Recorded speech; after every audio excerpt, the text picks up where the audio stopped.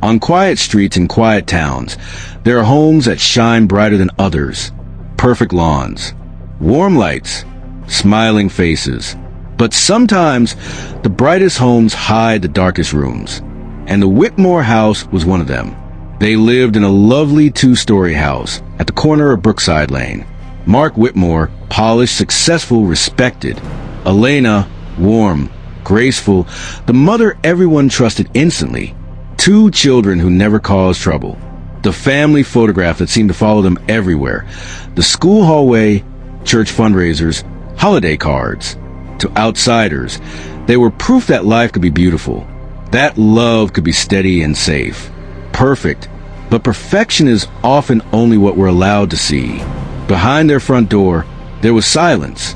Not peaceful silence, controlled silence. The kind that holds its breath. It didn't fall apart all at once. Most tragedies don't. They drip slowly, quietly.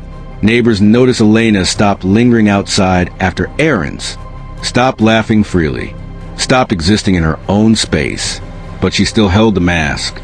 At dinner parties, she served wine with a delicate smile, while Mark rested his hand on her back just a little too firmly, guiding her steps, guiding her words. She spoke softly. He spoke for her. People called it love. They called it tradition, a devoted marriage. No one questioned the way her eyes lowered when he looked at her, or the way her shoulders tense whenever someone asked personal questions. Everyone saw devotion. No one saw fear. For years, Elena tried to be what he demanded. Agreeable, quiet, predictable. He told her she was emotional, so she learned to swallow her feelings. He told her friends were a distraction, so she slowly drifted away from them. He told her, if you really love this family, you wouldn't need anyone else. So she became alone, even while surrounded by people. She became his reflection, his shadow, his silence. But shadows don't disappear. They grow, especially in places sunlight cannot reach. At night, when the house slept, Elena sat in the bathroom with the door locked, hands shaking, breath shallow, staring into the mirror like she was trying to remember who she used to be. Sometimes she didn't recognize the woman staring back. Because pain doesn't always leave marks on the skin. Sometimes it erases pieces of the soul. And then came the moment everything changed. Not through detectives, not through neighbors, not through bruises or broken lamps or screaming fights. It came through their daughter, Mia, 14 years old, quiet, too mature for her age. During a routine school counseling session, she didn't cry or shake or plead. She simply said, "My mom cries when Dad comes home. No accusations, no anger, just truth," whispered like a secret she had carried for far too long. When asked when it happens, she answered, "Only when she thinks we're asleep." One sentence, one small window into a world crumbling behind pristine curtains. And suddenly the perfect picture cracked. Investigators didn't rush. These cases rarely begin loudly. They start quietly, gently, because victims often protect their abusers before they protect themselves. When Elena was approached, she denied it at first. He just gets stressed. It's not what you think. He loves us. Victims don't always run. Sometimes the cage becomes familiar. Sometimes the idea of life outside feels more terrifying than the cage itself. But there's always a moment, a breaking point, the point where fear becomes truth. Elena was asked a single question. "Are your children afraid of him?"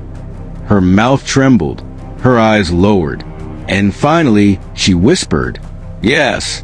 That word opened everything. What followed was slow, painful unraveling.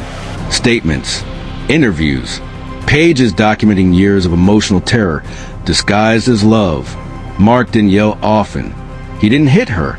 He didn't break furniture. He broke confidence. He broke independence. He broke her sense of self. Control isn't always loud. Sometimes it's soft. Sometimes it sounds like concern. Sometimes it sounds like love twisted into something unrecognizable. When news spread, the town froze. People who praised them felt betrayed. They asked the same question. How do we not see it? But pain doesn't always scream. Sometimes it whispers. Sometimes it hides in perfect photos. Sometimes it sits at dinner tables, smiling politely while its hands tremble under the napkin. Mark was arrested, not for a single violent act, but for years of quiet, suffocating psychological abuse. The children were moved somewhere safe. Elena stepped out of the house not as a wife, but as a survivor, finally breathing air that didn't belong to him. It wasn't freedom yet. Healing doesn't come overnight. Fear doesn't vanish when the door locked behind someone else. But for the first time in a long time, she existed without permission. She inhaled without trembling. She began to rebuild the pieces of herself she had been forced to abandon. People look back at the Whitmore home differently, not as a symbol of perfection, but as a reminder. You never truly know what happened behind closed doors. Smiles can be masks. Photos can be lies. And the family you envy may be living a story you would never survive. The world loves perfection, but perfection can be a prison, polished until it blinds everyone who looks at it. This wasn't a story about violence you could see. It was about violence you could feel. The kind that buries itself under the skin and waits. The kind that hides in silence and routine and forced smiles. Behind every picture-perfect life, there might be a chapter no one talks about. A truth too heavy to fit in a photograph. A quiet reminder. Not every home with lights on is warm. Not every smile is real. And sometimes the most dangerous people were the softest voices.